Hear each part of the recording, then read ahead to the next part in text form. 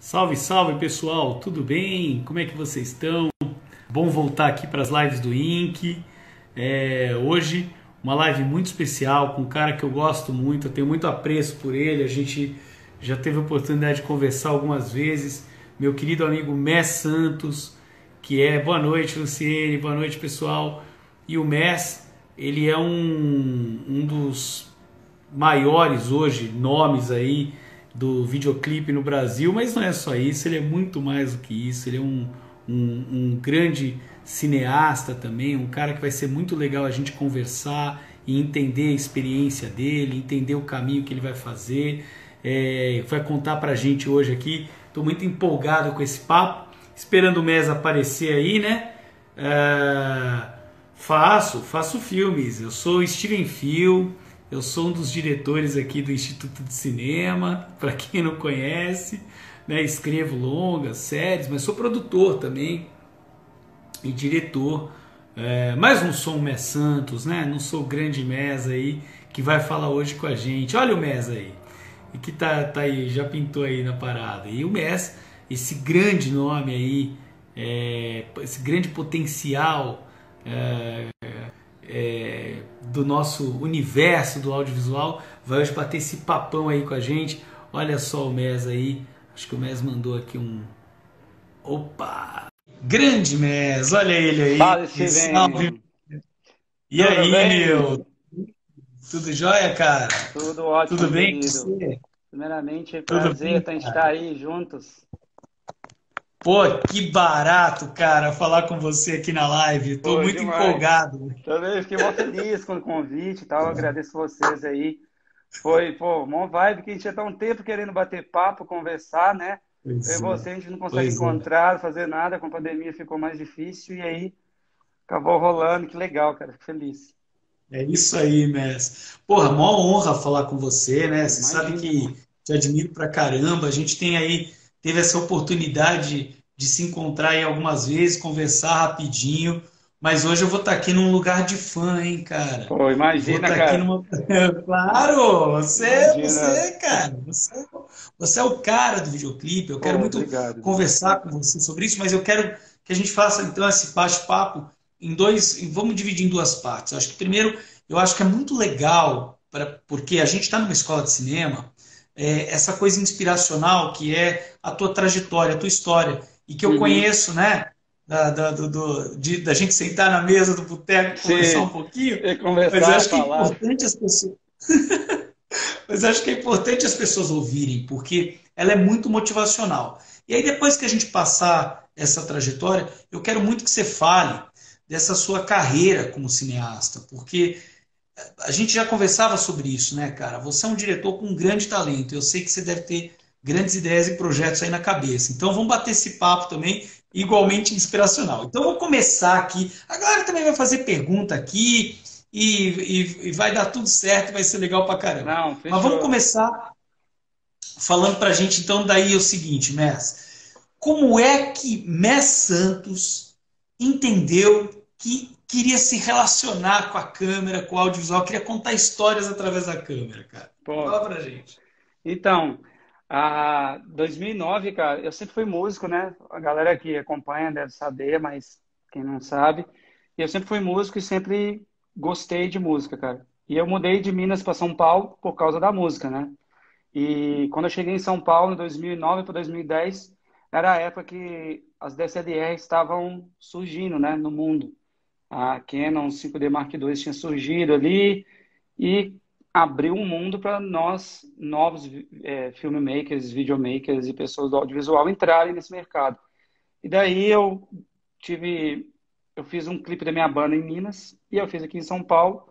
Tive um grande, eu estava no estúdio e os caras falaram comigo, pô, cara, você dirige, eu vi que você fez um videoclipe da sua banda. Eu falei, cara, eu fiz lá em Minas. Outros caras fizeram, eu só tentei coordenar eles ali do que seriam, até uma galera que cursava cinema. E aí o cara falou, pô, faz a minha banda. E eu falei, pô, cara, eu não tenho nada, não tenho equipamento, velho. Eu mudei para São Paulo, cara, do zero, zero, zero, sem grana, sem nada.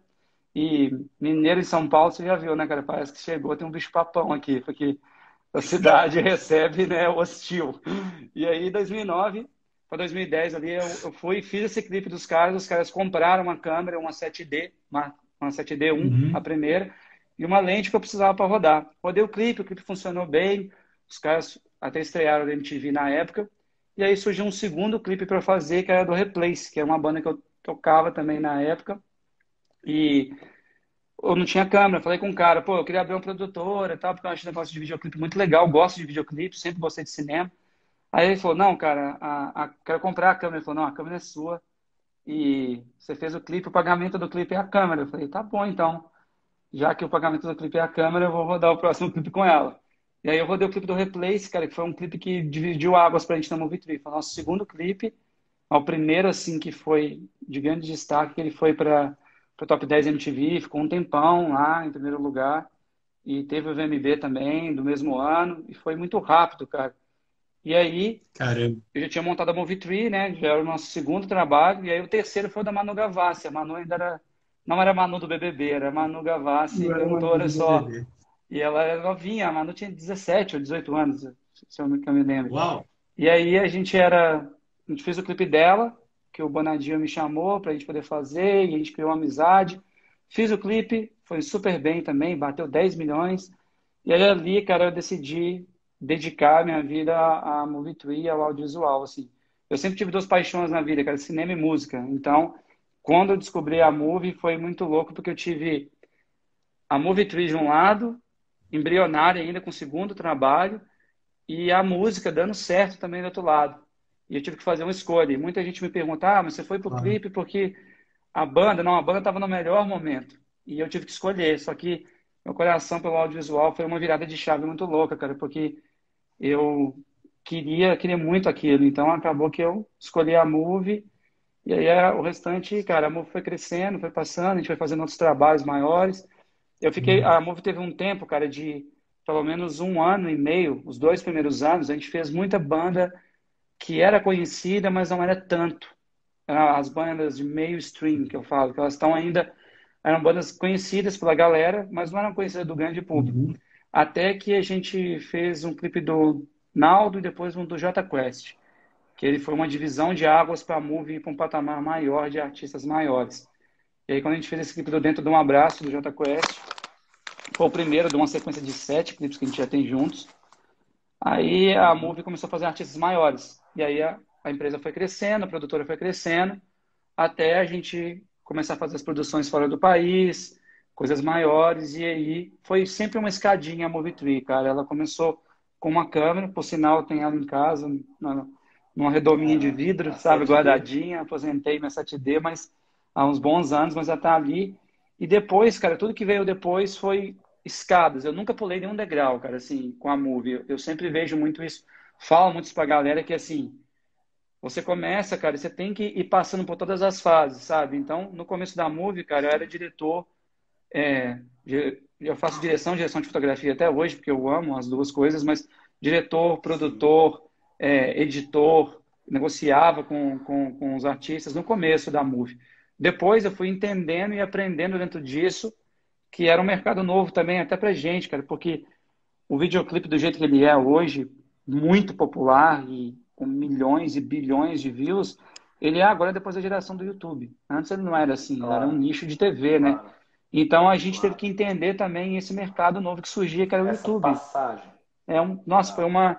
um momento muito de transição nosso. Então foram anos aí e cada evolução, parece que quando a gente estava preparado para ir para o próximo nível de artistas, aí acontecia, sabe?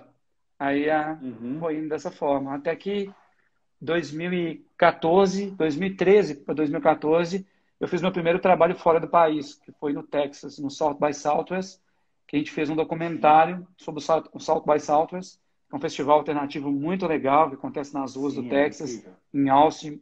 É uma das experiências mais legais, assim, para mim, cara. Tinha, sei lá, o Billy Joe tocando num bar, assim, pequenininho e, sei lá, o Coldplay em outro. E tem umas coisas assim no South by Southwest, né? Foi um negócio transcendental para mim. E quando eu filmei nos Estados Unidos a primeira vez, eu falei, cara, eu quero filmar aqui, não quero filmar só no meu país, eu quero filmar em todo canto do mundo que for possível. E parece que quando eu projetei isso na cabeça, cara, fiz um primeiro trabalho, aí depois voltei para o Brasil, 2 meses depois eu estava em Nova York, gravando o Naldo, em Miami. Depois eu fui para a China, aí gravei o Eminência, o Sepultura lá. Aí voltei, fui para a Europa, para uma turnê na Europa, de, sei lá, 12 países, gravando um documentário, inclusive no Woodstock da Polônia. Foi a última versão do Uau. Woodstock. A gente fez um documentário lá e uma gravação lá nesse Woodstock da Polônia, que eu vi o Woodstock, sei lá, na MTV, né, cara? E aí eu tava lá em cima do palco na Polônia, falei, nossa, caramba, e a gente está aqui gravando esse documentário. Então, foi muito legal. E aí a gente começou a rodar todo canto do mundo, cara. Tipo, sei lá, do México à China, todo canto a gente passou. A Movie bateu agora, tá com 27 países aí gravados, 4 continentes.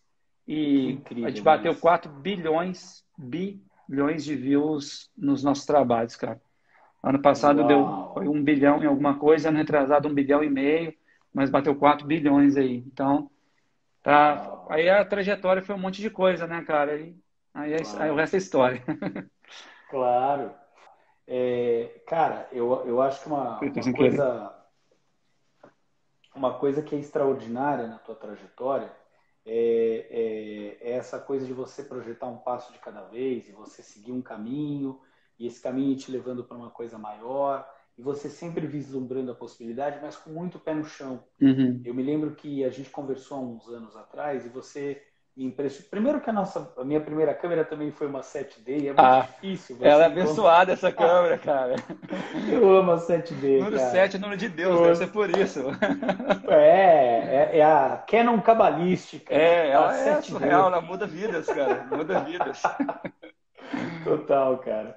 Eu também amo a 7D, é uma câmera que, porra, tenho o maior carinho por ela. Fiz muita coisa com ela também, né? Meus primeiros trabalhos também foram todos com 7D.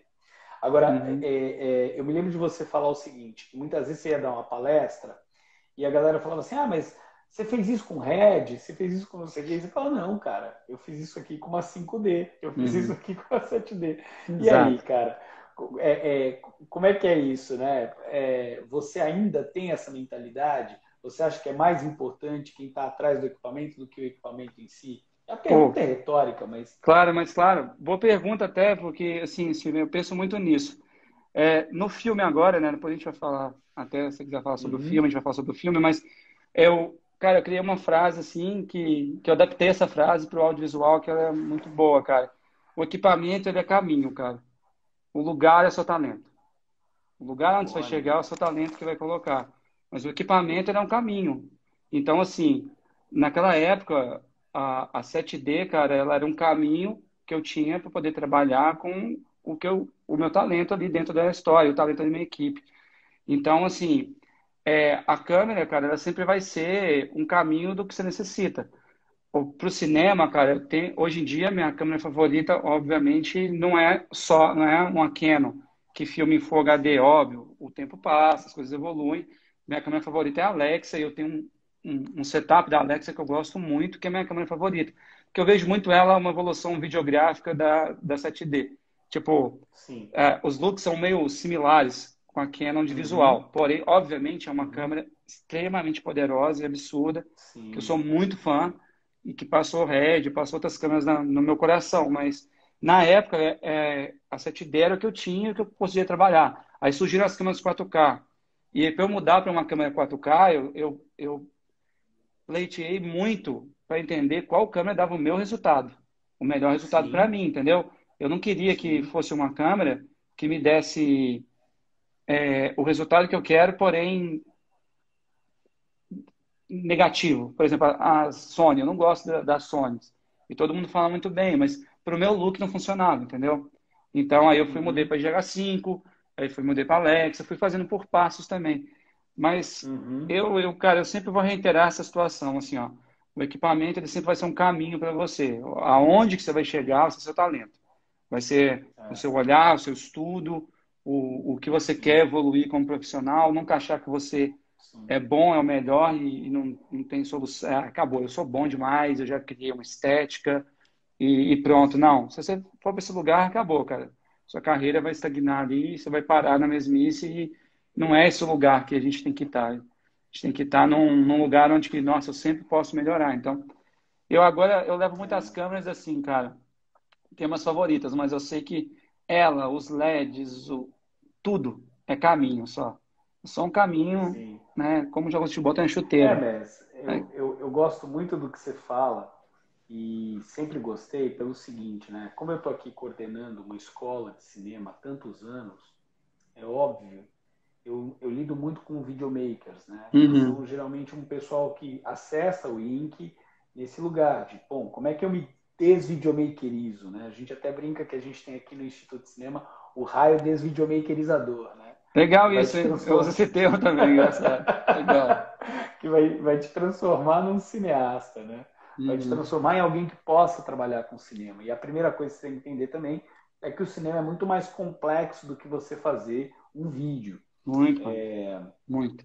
Mas, de qualquer forma, é sempre importante entender que não importa que você esteja fazendo vídeo ou você esteja fazendo cinema, você está falando de arte. E a Exatamente. arte, ela tem um lugar de você rasgar a camisa, de você encontrar um beruf, encontrar uma vocação weberiana, de você, até com TechPix, o Tô mestre vendo aqui ensina, comentário da galera, muito legal, cara, muito legal. a galera, aí César, é isso aí, né? Ó, nunca é tarde para demonstrar o talento, é fantasia. Eu vou até responder essa pro mestre, ó, nunca é Uhum. tarde para demonstrar o talento, claro que Nunca, não, nunca. né? Nunca é tarde. Na verdade, seu Mas eu acho talento, que é muito ele é a sua ferramenta principal para a vida, né, cara? Assim, sim. sem talento você não consegue, você tem um limite, né? Eu falo muito que é Sim. quem você pode nadar muito fundo, muito profundo, em oceanos gigantescos e Uhum. com marés fortíssimas e desbravar novos mundos, ou você pode nadar raso e imaginar que aquele raso é um oceano, mas não é, ele é um Sim. lago. E isso, cara, o seu talento e a sua intenção que vai mudar isso aí, para onde você vai. Então, pensa muito nisso. Sim. É muito interessante porque, assim, eu sempre prezei para a galera, falei, ó, com equipamento você pode fazer, cara, com qualquer tipo de equipamento você pode chegar a um grande lugar, entendeu? Uhum. Óbvio que tem equipamentos que têm limitações, etc. Não tem como você fazer um vídeo em 4K com uma câmera que não filma em 4K. Ok, Claro. mas assim, a luz que faz a diferença, não é só aquilo. Ah, não, o sensor da câmera é bom, cara, mas ele não faz milagre.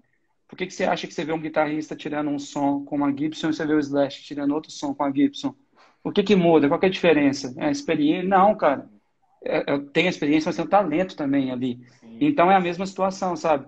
Eu falo com as pessoas, cara, em vez de estudar qual que é a câmera do momento, qual que é a 7S do momento, agora a do momento é a Blackmagic, que vai ser derrubada Uhum. pela Uhum. Red Komodo, que está vindo aí, que é uma outra menor da Red. A câmera do momento é Uhum. essa, cara, em vez de estudar a câmera do momento, estuda fotografia. É. Que aí você vai É ter isso. tudo. É isso. Você vai É ter isso. a câmera que você É tiver na mão, isso. ela vai registrar uma coisa incrível, entendeu?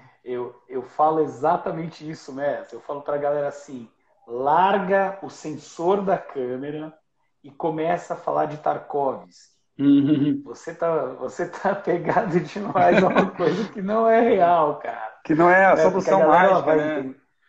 O cara acha que a técnica primeiro que a técnica nem é o equipamento é a tecnologia, a técnica é uma outra Exatamente. coisa. E técnica existe na fotografia principalmente, né? E na direção, mas é muito importante a gente entender que o talento ele tem a ver com olhar, ele tem a ver com sentimento, ele tem a ver com Exatamente. paixão, ele tem a ver com rasgar a camisa, ele tem a ver com se jogar. Exato. E às vezes as pessoas não sabem como fazer isso, né? E, Exatamente. cara, delícia ver teu caminho, tua trajetória aí. Obrigado. E acho importantíssimo esse teu depoimento, porque isso ajuda muito a gente também a dizer, olha, gente, larga o equipamento, deixa, não é que você vai abandonar, mas a Uhum. primeira coisa para você se desvideomakerizar é parar de ficar falando o equipamento X, Y, Z e começar a falar qual é o cineasta que você mais gosta, né? Exatamente. Tipo, Porque assim, essa até é uma transição interessante, cara, porque eu sempre me perguntavam qual que era a minha referência no clipe primeiro, né? Qual que são as suas referências? Eu não conseguia falar uma referência no clipe que é assim, nossa, é o diretor que eu me inspiro. Porque os meus diretores que me inspiravam eram tipo um Tarantino, Scorsese, caras que eu gostava do cinema. E eu sempre falei, pô, e eu sempre fui criado na geração da MTV, né, cara? Eu sou meio híbrido, assim, sim, tipo, comecei na MTV, veio o YouTube, e fui pro YouTube. Comecei a consumir coisa do YouTube também, mas eu não consumo TV aberta, né? Eu não sou uma geração de assistir novela, por exemplo. Eu não sou dessa geração. sim. Cara, eu não tinha um diretor favorito. Sei lá, um diretor que eu gosto muito de fora da fotografia e das coisas é o Joseph Kahn, que faz vários trabalhos Uhum. incríveis de clipe, com Taylor Swift. O cara Sim, existe há muitos anos já. Ele é um talento, mas sim. eu não queria ser igual a ele, entendeu? Eu sempre tentei pensar o que eu queria. Eu falava, tem alguma referência? Eu falava, não tem nenhuma referência, cara, na verdade, quando eu queria fazer clipe, porque eu queria sempre que tivesse movimento, e com isso eu acabei criando minha estética. E é isso que eu falo pra galera. O que você tem que fazer, se você quer ser único dentro do que você faz, pensar na sua estética, cara. Qual que é a cara do seu clipe ou do seu filme? Que o cara vai assistir e falar, peraí, isso eu acho que foi tal pessoa. E eu comecei a notar isso depois de uns anos, que as pessoas falavam, pô, eu já reparei, eu vi um clipe, não vi o nome lá dos créditos, mas eu acho que era seu. Eu falei, mas por que você achava que era meu? O cara, não, porque tinha uns movimentos e umas coisas que é sua cara de fazer. E aí os caras falavam, pô, eu tava no set, os caras falando assim, pô, mexe a câmera pra cá, tipo, mexe a câmera meio assim, igual o Mes mexe. Eu falei, pô, cara, tipo, quem inventou o movimento da câmera não sou eu, né? Tipo, mas de tanto eu usar no clipe, acabou virando uma marca nossa. Então, Olha, câmera movimentando, ou certos ângulos, certas coisas. Quando eu comecei a filmar, cara, era engraçado, que eu tinha as bandas, que eu filmava as bandas. Foi uma época que eu filmei uhum, muita banda, de 2010 a 2011, eu dirigi muita banda. E aí, banda é sempre o número de pessoas exato. Tem que ter 3 takes da bateria, tem que ter 2 takes do guitarra, é muito take, para fazer, uhum, cobrir uhum, tudo, né, o master shot. E aí uhum. eu comecei a falar, pô, vou fazer umas coisas diferentes, porque eu só vejo os mesmos takes. Eu só via a galera fazendo a bateria de frente, a bateria meio de cima e acabou. Aí eu pegava a caixa do batera, a gente abria os tons e deixava só a caixa e colocava a câmera perto da caixa, com tripé. E mais colada, encostada na caixa. E quando o baterista batia, a câmera tremia junto no ritmo. Então eu fiz Uau! isso, aí eu chamava, no plano de vídeo eu chamava de câmera do batera, câmera da caixa do batera, que era o ângulo. Ângulo, Aham, câmera, caixa do aham, batera. Aí quando alguém que era aham. de fora via, falava, mas peraí, que ângulo que é esse? Eu falei, não, é que eu abro os tons e coloco. Aí o baterista ficava meio assim, não, mas o meu prato tá longe, eu não tenho problema. Mesmo que você bata estranho, vai ficar melhor você batendo na caixa aqui. E aí a gente ia criando essas coisas, sabe? Tipo, aí eu fazia um que era no prato. Se a música tinha muito Uau! prato, eu colocava a câmera ali para ter mais o prato. Então, são coisas que eu fui, cara, dentro desse laboratório de estudar e aprender. Enfim, hoje em dia as pessoas têm, cara, o YouTube, tem escolas como o Instituto para poder aprender Sim, poxa, voar dentro desse meio. Mas em 2009 não tinha. Era tudo não novo. tinha. Era novo. Era assim, É, nossa, tem uma câmera, posso fazer cinema. Peraí, beleza. Mas e aí? Como se faz cinema? Como que, né? sim, E aí, sim, beleza. Aí você vai estudando ali dentro, entendeu? Então, eu acho que essa vontade, ela ainda continua sendo a essência de tudo, cara. Independente da tecnologia que você tem. A tecnologia te faz fazer mais fácil, mais rápido. Você tem sim. estabilizadores, você tem um milhão de coisas. Usa isso como caminho, cara. Mas onde você quer chegar? Aí é o seu talento que tem que colocar. Não adianta você querer ter um monte de coisas e não saber onde chegar. O que eu mais vejo, Uhum. eu sempre separo com a galera, eu falo muito, ó. Você tem diretores, você tem filmmakers ali, né? E você tem videomakers. Videomakers não é uma coisa que desvaloriza, na verdade. Eu comecei como um videomaker e é um processo, Uhum. mas é uma Uhum. escada que você tem que passar, entendeu? Você nunca vai ser um diretor se você continuar sendo um videomaker. E é normal, é um processo. O videomaker é o seu primeiro Claro. passo, cara. Você vai Sim, registrar sim, coisas, etc. No, sim, se, e começar a contar histórias. Nesse momento você vai evoluir, vai para um próximo passo, que sei lá, agora eu sim. posso me considerar um diretor. Eu falo muito isso com a galera, que o pessoal se intitula algo, tipo cavaleiro, sabe? Eu sou o Sim, diretor de fotografia, eu me titulei o diretor de sim, fotografia, sim, eu sou um sim. diretor, acabei de me titular um diretor. Mas espera aí, mas eu falo para você ser um diretor, cara, você tem que passar por todas as funções, primeiro entender elas, sabe? Você tem que, para você poder, Ah, porque o diretor tem que cobrar das pessoas certas coisas e você tem que saber o que você está cobrando. Então, o é, tempo que isso leva, como cada processo funciona, sabe? sim. Você tem que saber o que conversar em todos os setores. Então, é um processo demorado e que é há anos. Então, por isso que bate nesse ponto que a gente falou da trajetória, né, cara? Você não pode pular o passo. A galera hoje em dia acha que a Sim, tecnologia te faz pular o passo, sabe? Tipo, ó, eu tenho isso sim, aqui, eu tenho uma head, então tá bom, eu posso fazer sim, isso aqui agora. Sendo que o cara não tem um outro sim. processo que ele não seguiu ainda no meio. Acho que isso é muito importante a galera nova, Galera que tem aí, pô, tudo é possível, gente. Tudo é possível. É possível você chegar, cara, é possível qualquer um que tá vendo essa live aqui chegar a ganhar um Oscar pro Brasil. É Sim, possível. Só que é um sim. processo e tem etapas e tem muito trabalho. Muito, muito, muito. E zero glamour O, antes disso. o mestre, é isso aí. Olha, puta, você é um mestre, cara. Pô, Deixa eu é isso, falar, cara. isso é real. Sou um Não, menino todo papo com aprendendo você ainda. eu aprendo, todo papo com você eu aprendo, cara. E olha, é difícil dizer, não é arrogância, né? Eu também estou num lugar de professor, é difícil, cara, a gente dizer isso, mas é verdade. As pessoas esquecem que para você ser um diretor de cinema, existe uma carreira, né? E essa carreira, ela leva muitas vezes 10, 15 anos até você gravar o seu primeiro filme. Exatamente. Você não vai gravar um primeiro filme estalando o dedo, né? O Fernando Coimbra, que é uma das pessoas que a gente mais admira aqui na casa, que é professor aqui da casa, fez Lobo Atrás da Porta, fez tanta coisa legal. O Fernando, ele foi gravar o Lobo Atrás da Porta em 2011. Ele se formou na USP em 95. Uhum. Entende? São Claro. 16 anos depois. Né? Então, assim, tudo que ele viveu ao longo desses 16 anos o ajudaram a se tornar um grande diretor. Então, isso é que é o grande barato da tua história. Você tem uma carreira. E a construção de uma carreira é isso, é você ir experimentando o teu talento passo a passo. Né? Exato, cara. E, Maravilhosa a tua fala. pô, fico Eu feliz, vou fazer cara. uma pergunta aqui da Fabiana Uhum. Lian, dona da Onstage Lab, que é a escola de negócios musicais, né? Parceira Uhum. do INC aí. E a Fabiana está perguntando o que você acha mais legal da linguagem de clipes atualmente, né? O que você acha que mudou, que é bacana hoje em termos referenciais de clipe? No Brasil, no Brasil, né? Vamos falar do nosso país, que eu acho que Uhum, no Brasil sempre vai estar num processo de evolução constante, até porque no cinema e no próprio clipe, né? Em relação a outras partes do mundo, mas eu acho que o Brasil uhum, no clipe chegou num nível muito grande mesmo, assim, uhum. obviamente, a gente trabalha com Olha a budgets. Natália Mecati aí, ó. Dá um oi para a Ah, Natália Nath, ô Mecati, ela acabou Nath, quanto aparecendo. E aí, tempo! Nath? Nath foi produtora da Movie A muitos Nath foi anos. quem nos uniu, né? Vamos Exatamente, nos dizer, a Nath foi quem apresentou e nos uniu. grande parceira da Movie É aí, isso anos e aí. anos, ajudou a gente muito aí. Então, É eu isso vejo aí. assim, Steve, que o clipe no Brasil ele chegou num nível muito bom e muito rápido, Uhum, porque eu acho que o mercado exigiu isso. E novos uhum, diretores daquela safra de 2009, 2010, como eu, o Condzilla e outros diretores que surgiram depois. Aí, vários diretores que eu uhum, gosto muito, Felipe Sassi, eu acho maravilhoso, assim, um puta uhum, diretor, sensível pra caramba. E ele trabalha muito com o movimento LGBT nos clipes e trabalha com alguns artistas também, outros artistas como a Isa. E assim, uhum, muita gente legal surgiu.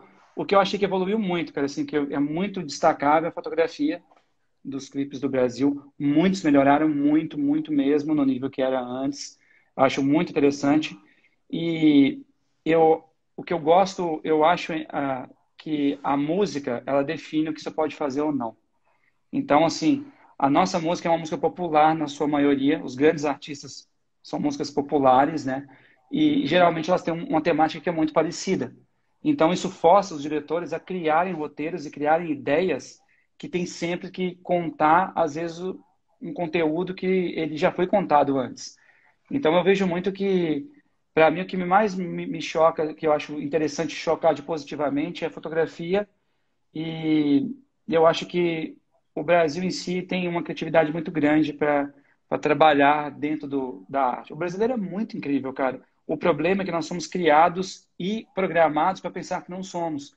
Para a gente pensar que a gente é um menininho pobre, triste, que vai sempre sofrer. A gente é esse menino, uhum, mas a gente não quer dizer que a gente tem que ficar uhum. sendo ele a vida inteira. A tecnologia Claro. pode nos ajudar, porque o governo trata a gente assim, né? Sempre Uhum, coloca na nossa mente que não, peraí, você não pode crescer, você não pode fazer isso, não é uhum, possível. Os gringos podem, você não.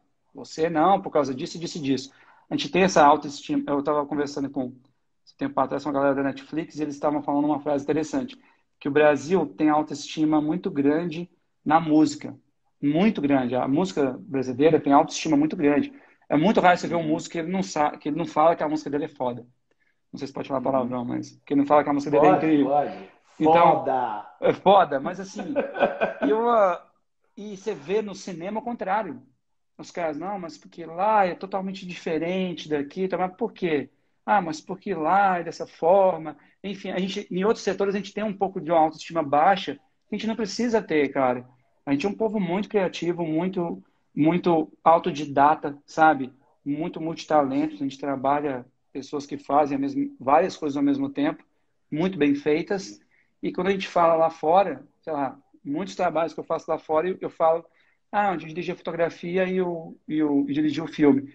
Aí o cara, nossa, mas peraí, como que você fez isso? Porque aqui é diretor de fotografia, diretor, entende? E eles acham extraordinário. Sim, Aqui a gente sim, tendo essa preocupação. Então, eu acho sim, que a nossa evolução é constante, cara. Então, tanto no clipe como em tudo. Então, eu vejo bem positivo assim, a evolução do clipe no Brasil, sabe? sim, sim, concordo, cara. Claramente, e você faz parte dessa evolução, né, Messi? Eu acho que Uhum, assim, não tem que. É óbvio, você, como você contou, você caminhou nessa trajetória que tirou a gente da televisão, tirou o clipe ali daquela realidade da MTV, né? Que já foi uma revolução também ao seu uhum. tempo, Claro, né? Ao seu naquela época, momento, sim. né? Você cresceu, você com a tua idade aí tá quase 40, Uhum. cresceu assistindo MTV, como É, eu também, né? fala que eu sou híbrido, né? Tipo, a gente é híbrido, a gente tá MTV e YouTube, sabe? Tipo, É isso, sem é MP3 isso, com MP3, Spotify, assim. Você fica é nos dois mundos, isso. você só pode comparar e ver essa mudança. Você consegue acompanhar um processo de mudança, de transformação, e essa transformação imagética, que hoje isso também tem a ver com você ver na telinha, isso tem a ver com você ver, né? Puta, tem N Uhum, coisa aí que você acompanhou. Mas o Brasil é uma potência na música e você tem razão no que você está falando. Eu acho que a nossa estima também com relação ao audiovisual, ela é sempre muito baixa, muito conservadora, né? E esse uhum, universo também é um universo muito mais fechado. O universo do sim, audiovisual, ele é um universo muito mais fechado que o universo da música, né? Eu uhum, aprendi muito com a Fabiana Lian, com que fez a certeza. pergunta aqui para você. A Fabi, ela me ensinou muito sobre esse universo da música, e a primeira coisa que eu notei é que o universo da música, claro, a despeito de você ter poucos grandes players que conseguem fazer shows de estádio, né? Uhum, Mas ainda assim, ela é um espaço muito mais democrático em vários sentidos, né? sim, Enquanto que quando você vai, bom, até por isso o samba está aí até hoje como uma forma de horizontalização das classes sociais brasileiras, assim sim. como o futebol, né? E também eu acho que tem a ver com Nos... os ídolos que você tem dentro dos meios também, sabe? Assim, Sim, você vê que as sim, pessoas veem o sim, cinema, o Cidade de Deus mudou muita coisa para o Brasil, né? O sim. Meirelles, eu digo que ele ajudou muito isso a acontecer, o próprio Padilha e outros diretores. Uhum, Na música, a gente sempre teve Tom uhum, Jobim, um monte de sim, gente incrível, sim, Vinícius de Moraes, que sempre mostrou que a nossa música sempre foi muito boa, o Brasil sempre foi único, a gente sim, cresceu com isso. O samba é só nosso, entende? sim, Isso, esses ídolos sim, deixam você com autoestima de, ok, se tem um cara que conseguiu, eu também consigo, entende? sim, No cinema sim, e em outros setores do Brasil, a gente tem até no próprio esporte, em algumas situações fora do futebol, você precisa de uhum, ídolos, precisa de pessoas para você poder seguir e ver, nossa, realmente se o cara conseguiu, eu claro. consigo. E você já Uhum, vê até falando de cinema, a história do cinema americano, você vai ver coisas que foram feitas em 1960 dos caras que não são boas. uhum, 1950 uhum, que não são boas, são coisas ruins. No terror, uhum, por exemplo, tem coisa muito ruim. sim, Você vai ver uns filmes de sim, 1960 horríveis de cinema de terror. Mas aí você vai ver 2 anos depois e os caras fizeram mais 200 filmes naquela época e é um filme bom já 2 anos depois. Por quê? Os caras estavam sim, aprendendo, experimentando. A gente meio que se regra de não tentar no cinema sim, e não tentar em sim, outras coisas. Sabe? Um sim, filme, cara, um filme, para todo mundo que está assistindo aí, um filme ele não precisa ser um carro explodindo e mil coisas acontecendo. Um filme ele pode se passar dentro de uma sala. Se você tiver um roteiro, o Oito Odiados do Tarantino, amigos, ele se passa inteiro numa sala. Ele tem uma cena externa de abertura e acabou. sim. Que a galera depois acabou tudo ali dentro. Então me explica, o Corra é um filme extremamente simples, se você pensar, mas com um É roteiro incrível. verdade. Então, se você que está assistindo aí gosta de cinema, cara, estude, porque o cinema precisa de É, estudo, é um fato. claro, Você pode ter seu claro. instinto, seu talento, mas não deixe de tentar, cara, de pegar a sua câmera ali, gravar, filmar. Os maiores cineastas É, do mundo, cara, começaram assim. Quem não sabe, o Spielberg ele foi recusado 3 vezes na Faculdade da Califórnia de Cinema. E voltou 30 anos depois com com Oscar debaixo da mão Sim, e um monte de filme e sim, cursou o curso depois. Então, assim, não é sim. limitação. É que a gente, é o lance de você colocar isso na cabeça, cara. Não é Não só pode os gringos desanimar. que podem. Não é só eles que podem. É A isso. gente pode, É isso. qualquer pessoa É pode, isso. cara. O Parasita ganhou o filme de melhor filme. É um filme legendado, cara, coreano. Então, Sim, assim, sim. isso é possível, cara. Então, você não tem, o que não falta são exemplos, né? Eu acho, cara, acho que o século XXI vai mostrar que o audiovisual vai acompanhar um lugar que a música ela já ocupou na segunda metade do século XX na vida das pessoas com a democratização dos instrumentos musicais, né, da música, Uhum. depois do sampler, primeiro da guitarra elétrica, aquela coisa toda. E é um fato que hoje você encontra uma banda em cada quarteirão, mas isso não quer dizer que você tem os Beatles em cada quarteirão, né? Exatamente. E a mesma coisa é com o audiovisual. Você vai, agora as câmeras estão mais populares, está mais fácil fazer, dá para gravar filme com celular, mas isso não quer dizer que você vai ter um Tarantino em cada quarteirão. Mas Exatamente. é preciso fazer, né? É preciso fazer. Olha aí a Dani, os maiores cineastas que eu conheço começaram com uma 7D, ó. Pô, Tarantino começou com 7D, não, viu? Oi, cara. Olha só, Mas, não, não, mas não muito começou legal, cara. mesmo. Dando Pois é. Mas o Tarantino trabalhava numa locadora, né? Isso é muito legal locadora. também. Você para pensar. Porque é Spike isso, estudar Lee. cinema. Você assistiu um filme decupando o filme, por que esse cara fez esse movimento, né? Uhum, Por que sim, esse cara fez esse plano? muito. Porra, você leva 4 horas para assistir. Ó o Luizeiro aí, ó. Começar aprendendo a desfocar o bem casado, tá dizendo o Luizeiro aí, ó. O Luizeiro trabalhou anos aí com a gente Muito também, né? legal, cara. Então, vamos lá, vamos falar do Moscou, cara. Tá todo mundo perguntando aí, ó, do Moscou. Eu O quero saber um pouco mais Moscou. desse filme, cara. Fala O pra mim, Moscou deu uma né? away aí, legal. Cara, você já, né? Lembra? Acho que a gente conversou uns 5 anos atrás. Você falou assim, cara, eu quero gravar um longa, quero ser um cineasta e Uhum. tal. A gente Quero ir pro conversou, próximo né? passo, a gente falou disso mesmo, Tava nesse verdade. caminho também, né, cara? Eu também tô lançando meu longa agora esse ano. E Pô, que também feito legal. na unha. Também Ah, feito na unha aí. tem Primeiro longa que eu grandes? dirijo, né? Sim. Pô, que legal. Mas não tá nem aos pés do Moscou. Vamos falar de Imagina. Moscou. Filme bom é Quero filme bom, saber do teu Ciro. filme. Acabou, não tem conversa, né? Filme bom é filme bom. Não tem época, é igual vinho, não tem época nem nada, vai ser bom. Mas Sim, então, sim, sim. pô, cara, Moscou. Moscou é um sonho realizado, né, cara? Assim, pra mim, Uhum, porque, como eu te falei, eu sempre vi minha carreira com partes, né, cara? Com etapas, com escadas. E depois desses uhum, 10 anos de Movie Tree, 10 anos de carreira aí já, e toda essa história com videoclipe, com tudo que a gente faz, e, poxa, eu tenho muito orgulho, cara, de dizer que eu gravei, assim, pelo menos 80% dessa parte da música nacional, do mainstream, de artistas, desde o sertanejo ao metal, ao pop rock. E uhum. acaba que é um processo natural, cara, você ir para uma próxima etapa da carreira, né? Porque ó, a Sim. gente, como artista, a gente tem que estar sempre estimulado a fazer coisas novas, porque senão você perde a Uhum. inspiração, né? É natural. E eu sempre quis que a Movie tivesse em braços, né, diferentes, que a Movie Tree fosse uma produtora que ela tem um nicho de videoclipes e música muito forte, foi um nicho que a gente acabou indo, cinema e série e documentário são os que eu quero trabalhar.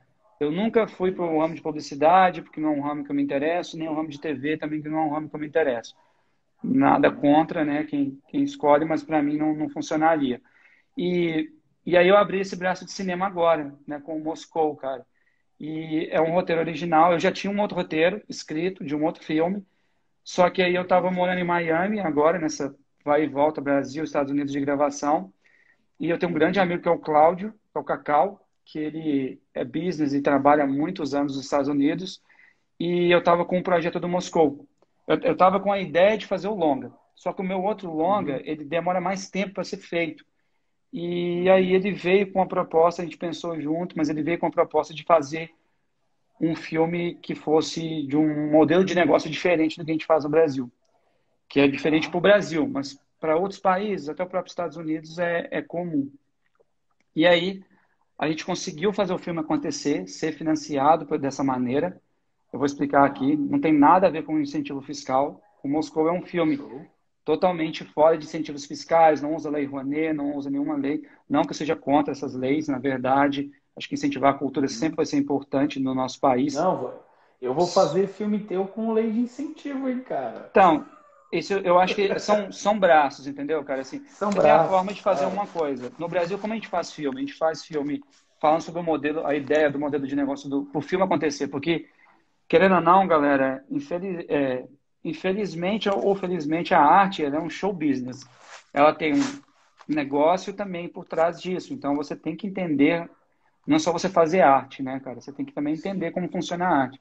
E para você fazer um filme, você precisa de grana, né? E essa grana no Brasil geralmente você faz de duas formas. Ou uma, você tem um estúdio que paga, né? Ou os estúdios de on demand, igual a Netflix, a Amazon, ou os estúdios grandes, Warner, Universal, enfim, os estúdios. Ou Uhum. você tem um incentivo fiscal, que é a Lei Rouanet, editais, etc. E São só editais, é. são as Dinheiro duas, público, né? dinheiro público, são as duas formas de fazer, que geralmente a gente ficou entrelaçado. E já nos Estados Unidos, cara, não existe incentivo público para se fazer o filme. Hollywood Sim, sempre foi feita por iniciativa privada ou por, pelos estúdios pagando. Então, sim, por que não trazer mais um meio de fazer aqui no Brasil, né? Já que isso vai sim, expandir para a sim. gente. A gente tem a lei, poxa, é uma coisa... É igual o sistema público de saúde, sabe? Você tem ele, mas você Sim, também tem que ter outros hospitais ali de outra forma, sim, que as claro, pessoas podem claro, escolher qual que seguir. Então, é meio que eu penso da mesma claro. forma. A gente pensou assim, a gente idealizou, a gente trouxe investidores privados para dentro do filme, a gente montou um projeto Uhum. do filme, a gente avaliou os investidores, criou uma forma de negócio mesmo, de investimento, onde os investidores investem e vão ter um lucro de volta com o Um filme, retorno. um retorno como todo negócio, né, que tem por aí, só que porém é o filme. E aí a gente viabilizou de fazer o filme. Beleza. Eu tinha um argumento do filme em dezembro, e eu sempre tinha criado a ideia que era assim, nós vamos fazer o filme, mas nós não vamos fazer da maneira tradicional. A gente vai fazer um filme bem produzido, com produção grande, mas em um tempo recorde. Eu sempre quis que o Moscou fosse rodado em 12 dias.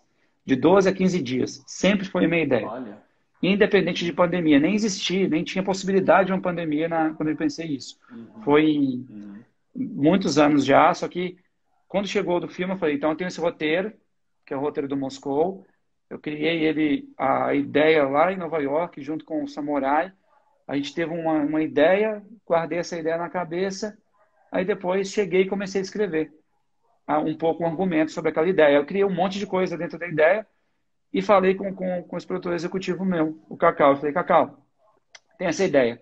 Aí, nossa, mas que filme bom, cara. Eu falei, você gostou? Eu falei, gostei. Eu falei, pô, que bom, porque eu acho legal também. E dá pra fazer um filme legal, que a pessoa vai chegar, vai consumir, assistir, vai ficar envolvida e, nossa, Sim, caramba, é isso que eu queria. Que fosse uma coisa que, sim, e que fosse um estilo diferente pro Brasil.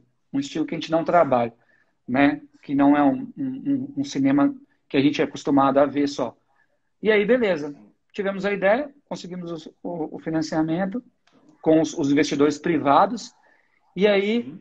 eu estava voltando de Los Angeles, cara, em março de uma gravação, que eu estava quase um mês fora do Brasil, e pum, estourou a pandemia. E eu precisava escrever o roteiro do filme, porque eu não estava com o roteiro escrito, eu tinha um argumento e o filme vendido para os investidores, mas eu não tinha o roteiro. Sim. Aí, porque eu tinha que Normal. escrever. E aí eu falei, eu estava até falando com a Nath, né, que é minha namorada e a diretora de arte da Move. Aí eu falei, nossa, eu vou escrever. Ela falou, você vai escrever em 15 dias, você vai escrever nessa loucura que a gente está gravando. Eu falei, não, em 15 dias eu consigo. Nunca consegui em 15 dias, mas chegou, cara, parece que o universo fez assim, ó, teve a pandemia, e eu falei, teve a pandemia, eu tenho que ficar dentro de casa, vou aproveitar esse tempo e vou escrever o filme. Aí peguei, em 45 dias eu terminei o roteiro, aí Lindo. escalei aí escalei o elenco, comecei a falar com o elenco, com as pessoas que eu queria. Aí liguei para a Taylayala primeiro, que eu queria falar com ela primeiro. Ela leu o roteiro em 2 horas, me ligou de volta. A gente ficou mais 1 hora e meia falando sobre o filme. Ela adorou a ideia, estava super dentro. E eu fui ligando para os outros atores que eu já queria, já tinha na cabeça, alguns até escrevi Sim. pensando em um certo ator, o personagem. Liguei e aí, cara, acabou que a gente fechou o casting E nesses 4 meses de pandemia, a gente fez tudo. Eu escrevi o roteiro inteiro, a gente escalou o elenco, a gente fez a pré-produção e a gente foi gravar em 12 dias. Gravamos em 12 dias. Não tivemos nenhum problema de caso com Covid, nem nada. A gente Uau. seguiu protocolos muito legais que o médico orientou a gente, inclusive de testes, de tudo para a equipe. E, cara, Uhum. a gente fez o filme. Aí agora a gente está na parte de montagem e na parte de Tá negociações do montando. filme aí, mas acabou Que acontecendo. legal, cara. E Cara, você fez um filme com dinheiro direto. Você fez um filme com financiamento direto. A gente tem até exatamente. alguns casos aqui no Brasil, Mess, Uhum. sobre esse Sim, financiamento direto. sim, eu Esse modelo sei. não é um modelo, mas quando a gente faz isso, ele é um cash cow, né? Ele é uma vaca sagrada. É um filme que não tem como, ou tem muito pouca chance de dar errado. Uhum. Eu acho que a diferença para os Estados Unidos é que nos Estados Unidos você tem filmes independentes onde investidores eles estão mais acostumados a correr riscos e a investir e o filme Exatamente. acontecer. E você agora algumas curiosidades, aí você vai responder do que você Vamos lá, puder, tá vamos bom? lá. Vamos lá. Então você, né, você quantos atores participaram do seu filme? Qual o tamanho dessa equipe aí que você gravou? O filme ele tem 12 personagens diretos. O Ok. Moscou ele é um filme que ele tem uma protagonista que é a Tayla, que é a Val, e tem um outro protagonista que é o Werner Schumann, que é um ator de muitos anos já, 40 anos de carreira, Uhum. maravilhoso. Sim, conheço E, ele e bem. tem vários outros personagens, porque o Moscou é um filme para explicar um pouco do que é, né? Ele é um filme atemporal. Ele não se passa em uma cidade específica, nem um tempo específico. Então, ele é um filme que você vai assistir e você não vai saber se ele ocorre em 1980 ou se ele ocorre em 2050, porque ele é um filme atemporal. Ele se passa em uma cidade muito violenta e uma cidade é, cheia de mistério, mas assim não é São Paulo e não é Nova York, também não é Moscou. E ele acontece dentro de um clube que se chama Moscow Club. Ele tem os personagens se entrelaçam dentro desse clube de jazz, porém a história não é uma história sobre uma personagem guia a história, mas todos os personagens são importantes dentro da trama. Então não é um thriller de mistura de ação com policial e um pouco até de suspense dentro desse Uau, mundo atemporal que a gente criou. Então, eu tenho certeza que que todo mundo que legal. assistir vai ver um filme que, às vezes, a protagonista não é o favorito dele. Às vezes, um do outro personagem vai ser o favorito dele, como a gente tem isso com Sim. Batman e outros filmes. Então, ele pisa muito no universo HQ por as pessoas serem tão peculiares, mas nenhum tem superpoder, não tem nada disso. Mas ele é um filme Sim, que é tão peculiar os personagens que você acaba se identificando, tem muito a ver com isso. Então, que legal. ele é um filme bem atípico assim, para o nosso estilo, mas eu acho que todo mundo que assistir vai ficar grudado ali na tela do começo até o fim, porque a ideia do roteiro sempre foi essa, sabe? Você sempre ser levado a um próximo estágio. E, Claro. e então foram 12 personagens no geral, mas tem mais elenco, claro, elenco de coadjuvantes, outras Uhum. pessoas, Uhum. e é construído nesse universo aí. Cara, já é um filme enorme pelo tamanho de personagens que o filme tem, pela complexidade, já para características de filmes que a gente faz aqui no Brasil, Uhum. ele já é um filme complexo. E a tua equipe? Você usou uma equipe enxuta? Como é que você trabalhou essa parte técnica do filme? Eu usei a mesma equipe que eu trabalho com a Movie há mais quase 10 anos. Então, foi Olha, a nossa mesma equipe. A diferença é que a gente agregou uma equipe de áudio, que são as uhum, meninas uma equipe composta só por mulheres maravilhosa, muito competentes e que extremamente legal. cheias de energia, com a nossa energia. E agreguei algumas outras pessoas, algumas pessoas de efeito especial, o Martão e outros profissionais que o filme necessita, Uhum, claro. uhum, Mas a gente trabalha com uma equipe pequena se você comparar a um set tradicional, pela tá. pandemia e também pelo formato que a gente quer fazer. A minha ideia com o Moscou, a gente vai até ter uma live agora em breve, no dia 10 de setembro, com a Forbes, falando sobre essa ideia. A gente acredita muito na Uhum, Move em multitalentos. Então, assim, o uhum, brasileiro, cara, ele tem o talento de conseguir fazer mais de uma coisa ao mesmo tempo e fazer bem feita. Se ele realmente quer, a gente consegue. A gente tem vários casos disso no nosso meio audiovisual. Você está cansado de ver pessoas que são Sim, talentosas em vários aspectos. E isso a gente sim. valoriza muito na Move. Então, a equipe ela é formada, mas desde sempre o formato é esse. Multitalentos. Então, a diretora de arte, ela também foi assistente de direção no filme. E Legal. executando os dois, junto com a equipe dela, claro, com um talento incrível, a Nath Bassi. A Uhum, mesma coisa, o uhum. Samurai, foi operador, e ele também é o montador do Uhum. filme. Então, por Ok. quê? Porque eu acho que a conexão é muito mais fácil quando o cara está vendo tudo que ele está Sim. fazendo, do que ele só E ele pegar estava com você quando você criou a ideia todas também, as né, lá cenas. atrás, né? E o Moscou é um filme muito técnico, que ele não é um filme só freestyle. Então, a câmera, ela conta muito a história. Então, tem planos Uhum, que você vai assistir, sequências, que começa com um personagem contando a história, a câmera vira para outro uhum, personagem e vai para um terceiro uhum, personagem e volta para esse diálogo, tudo em um take só. uhum, Então, ele é uhum. extremamente técnico. Tem planos em Dutch Angle que eles vão mudar de acordo com a perspectiva que o personagem traz. A gente trouxe muito isso. Então, Fantástico. se eu falo muito no set, né? Nunca usar um close à toa. Então, assim, tem muito isso da câmera contar a história. A gente traz outro espectador para perto quando precisa, é, deturbar a imagem quando ele precisa entender. Então, ele é um filme muito técnico que foi executado com uma equipe muito pequena, mas que, mesmo pós-pandemia, no nosso segundo, terceiro filme, nosso modelo é esse. É ter uma equipe. Se tiver que ter 100 pessoas, vai ter. Se tiver que ter 200 pessoas, vai ter. De acordo com o roteiro. Se não tiver que ter, não vai ter. Porque a ideia de É, fazer um filme perfeito. rápido não é pelo budget isso. É pelo multitalentos. Então, Claro.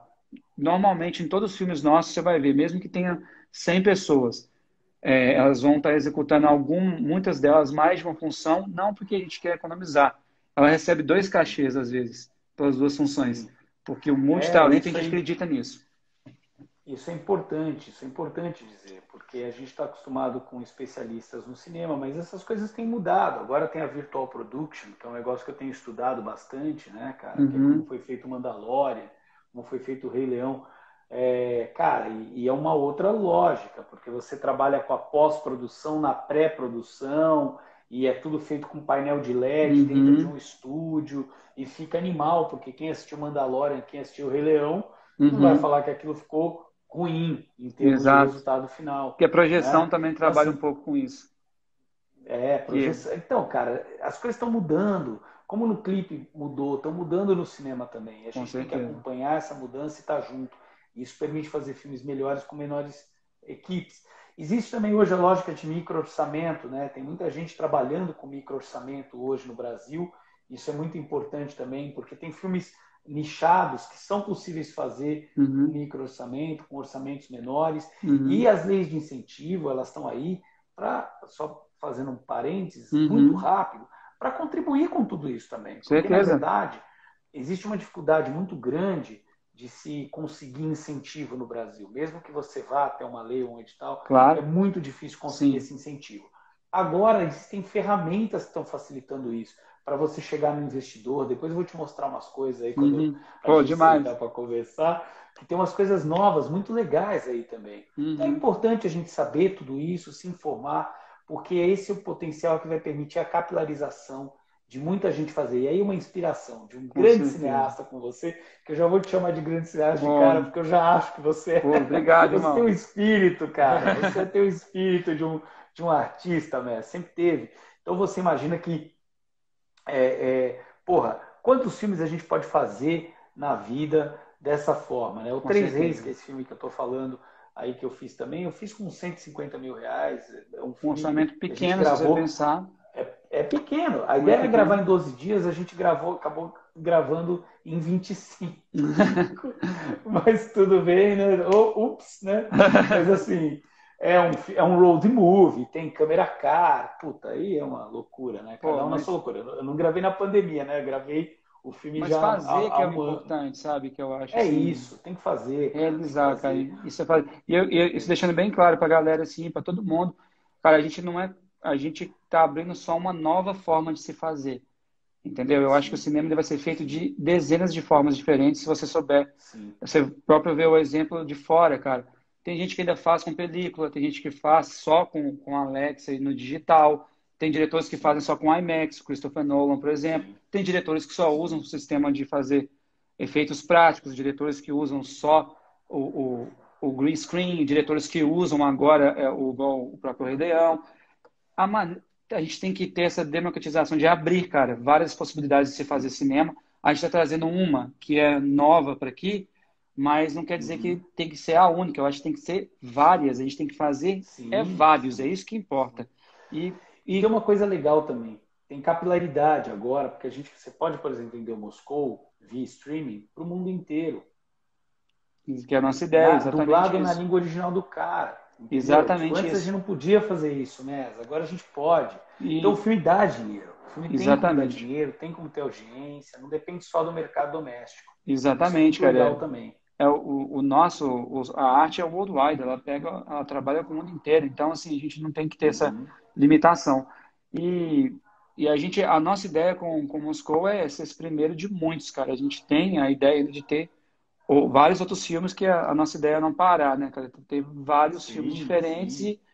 Mas, assim, o que eu sempre quis, cara, eu acho que até no próprio Instituto você deve falar muito disso. É uma coisa que eu bato muito na tecla, assim, né?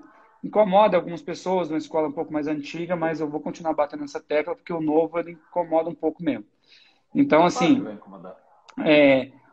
A escola brasileira, ela sempre, a maioria teve a tradição de ser uma escola derivada da novela, querendo ou não. Porque a novela dita muitas regras dentro da gente, né? Normal. E são coisas diferentes. Nem melhor nem pior. Não posso ficar julgando isso. Existe novela, existe série, existe filme. Como existe clipe, como existe documentário, como existe publicidade. São coisas diferentes. E o cinema, cara, ele é muito além do que só você fazer um filme com uma boa fotografia.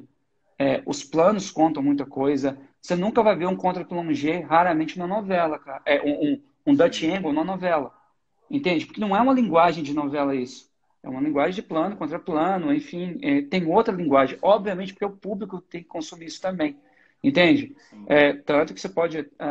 que é normal. E a gente acaba esquecendo um pouco disso quando vai para o cinema, as pessoas. Acaba esquecendo que você tem dezenas de recursos incríveis que você pode envolver o público através disso, seja num close bem usado na hora certa, seja com você entortar a câmera na parte da onda triângulo na hora que tem algum problema dentro da cena que vai acontecer, seja usar a paleta de cor para influenciar as pessoas, seja você usar o movimento na hora que tem que usar e deixar a câmera parada na hora que tem que deixar. Essas coisas são recursos de cinema que vocês ensinam, que vocês trabalham com isso. E isso, cara, a gente acaba deixando de lado muitas e muitas vezes, não falo todos, mas se você for ver dos mainstreams, dos filmes, assim, acaba a gente deixando um pouco de lado isso e seguindo uma linguagem plano contra plano, plano aberto, acabou. Assim, e é isso. Então, com isso você não chega no ápice do que você precisa de um filme. Então, no Moscou a gente tentou trabalhar muito isso, cara. Ele tem uma paleta de cor, ele tem uma paleta de cor que influencia o telespectador de acordo com cada cena. Os personagens têm isso. Se as pessoas ficarem atentas, até a foto eles conseguem notar. E de contar a história também. A câmera ser usada para contar a história. Então, isso que a gente pode trazer de novo, além de fazer o filme 12 dias e toda essa história, que é a execução, é isso. Assim, eu posso garantir que as pessoas vão ver um filme que vai ter um pouco dessa história, sabe? Moscou já é um case, nós vamos estudar e ensinar Moscou. Quem dera. Te ouça, mas eu sou um aprendiz ainda. Vou te chamar para falar muito mais. A gente tem 15 segundos. Palavras finais de Messi Santos para a galera aí. Já te agradecendo, dizendo que eu sou seu fã e é uma honra te conhecer e falar com você. Tamo junto. Vamos fazer muita coisa junto ainda. Galera, obrigado. Valeu demais. Valeu, Instituto